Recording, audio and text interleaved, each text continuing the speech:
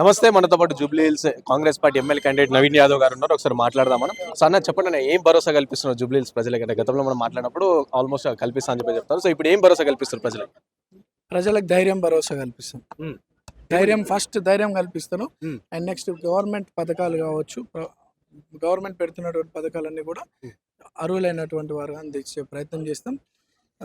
గతంలో ఎప్పుడు కూడా జరగని అభివృద్ధి గత 3 నెలలుగా 150 కోట్ల రూపాయలతో డెవలప్మెంట్ యాక్టివిటీస్, సీసీ రోడ్స్ కావచ్చు, సివరేజ్ లైన్స్ కావచ్చు, స్ట్రీట్ లైట్స్, మన హై టెన్షన్ పోల్స్ రిమూవల్ కావచ్చు, కమ్యూనిటీ హాల్స్ డెవలప్మెంట్ కావచ్చు, అనేక అభివృద్ధి కార్యక్రమాలు చేస్తూ ఉన్నారు.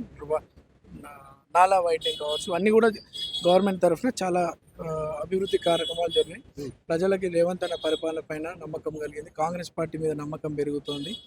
అవే కాకుండా వైట్ రేషన్ కార్డు కావచ్చు, సన్న బియ్యం కావచ్చు.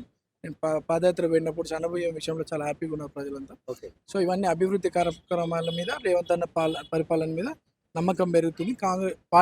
జూబ్లీ హిల్స్ కాన్స్టిట్యూన్సీలో ప్రజలే కాంగ్రెస్ పార్టీని మంచి మెజార్టీతో గెలిపారు. రేపటి నుంచి బీఆర్ఎస్ పార్టీ నుంచి బాబా బొమ్మర్దలు ఇద్దరు ట్రబుల్ షూటర్, ఇంకో కేటీఆర్ ఇద్దరు కూడా దిగుతున్నారు. సో ఇక రేపటి నుంచి బరీ ప్రాపర్గా ఉంటుంది అని చెప్పి వాళ్ళు చెప్తారు. బీఆర్ఎస్ పార్టీ ప్రచారం చేస్తారు. ఏం చెప్తారు?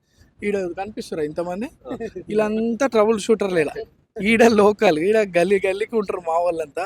సరే ట్రబుల్ షూటర్లు అక్కడెక్కడ ఉన్నా కానీ ఈరోజు ఇక్కడ ఏం జరుగుతుందో కూడా చూస్తారు వాళ్ళు.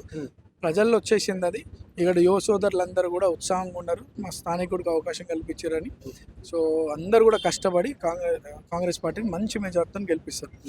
ఎవరు ఎంతమంది వచ్చినా, ఇద్దరు ట్రబుల్ షూటర్ కాదు బీఆర్ఎస్కి వెళ్ళి 100 మంది వచ్చినా సరే ఈరోజు బీఆర్ఎస్ పార్టీ జూబ్లీహిల్స్లో ఓడిపోబోతుంది. కాంగ్రెస్ పార్టీ హైయెస్ట్ మెజార్టీతో గెలవబోతుంది. సో ర్యాలీ ఎప్పుడు అంటే మీ నామినేషన్ ఎప్పుడు ఉండబోతుంది? ఎంతమందితో ప్లాన్ చేస్తున్నారు? ఎంతమంది అంటే 1,00,000 మంది వస్తుండొచ్చు. సో విన్నారు కదా, ఇది నవీన్ యాదవ్ గారు చెప్తాను. సో నామినేషన్ అని చెప్పేసి సుమారుగా 1,00,000 మంది దాకా వస్తారు అని చెప్పేసి కూడా వారు చెప్తా ఉన్నారు. సో ట్రబుల్ షూటర్లు ఎంతమంది వచ్చినా సరే కాంగ్రెస్ పార్టీ గెలుస్తుంది అని చెప్పి ధీమా వ్యక్తం చేస్తా ఉన్నారు. కెమెరా పర్సన్ సాయితో Rana Pratap reporting TV from Hyderabad.